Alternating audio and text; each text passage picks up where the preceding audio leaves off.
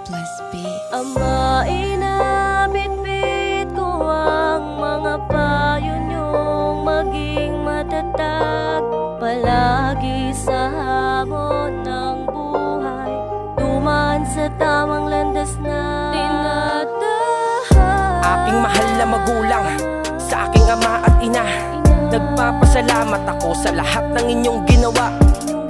Hindi kayo sa amin nagkulang, palaging nagpapaalala, dumaan sa tama na daan, diretso lang at huwag kayong lilis, mabuti lagi pakita. Hindi naman para sa akin, sa inyo yan ang palagi yung bukang bibig sa amin sinasabi. Darating ang panahon, magkapamilya man kayo, mabigyan sila ng matibay na haligi.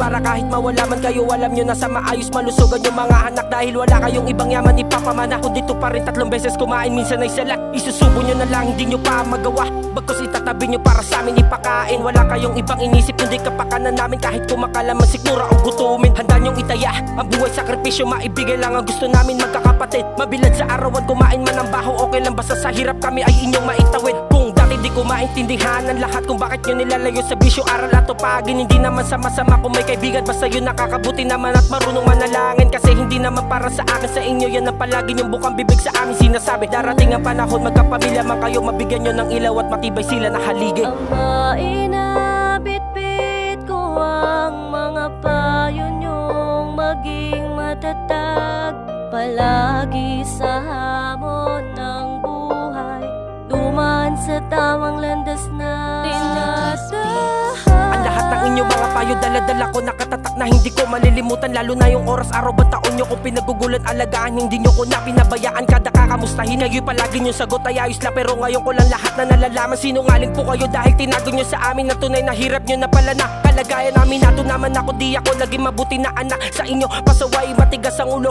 hindi sumusunod pa ulit-ulit, papabuti lang. Hindi kayo sa amin na sumuko, totoo pala na kayang tiisin ng anak ang magulang para sa sandali na kagustuhan. Pero ang mas totoo, hindi kaya natiisin ng magulang ang anak, yun talaga katotohanan. Alam kong kulang ang buhay ko para kayo bayaran o material pa na bagay sa lahat ng ginawa. Kung tutuusin lang naman, anak nyo lang naman kami, o anak nyo lang ako, nang inyo lamang ginawa. Pero kahit na ganun di kayo nagatubiling ipamulat, alalayan, gabayan at turuan ng hindi namin maranasan ng inyong mga pinagdaanan sa kabila ng buhay nitong kahirapan. Kaya hayaan nyong alayan ko kayo ng aking munting awit, dahil kayo dahilan kung bakit ako nabubuhay. Binuwis nyo inyong buhay upang ang mundong ito ay aking masilayan. Marami po salamat aking ama't ina, salamat sa lahat ng inyong mga ginawa.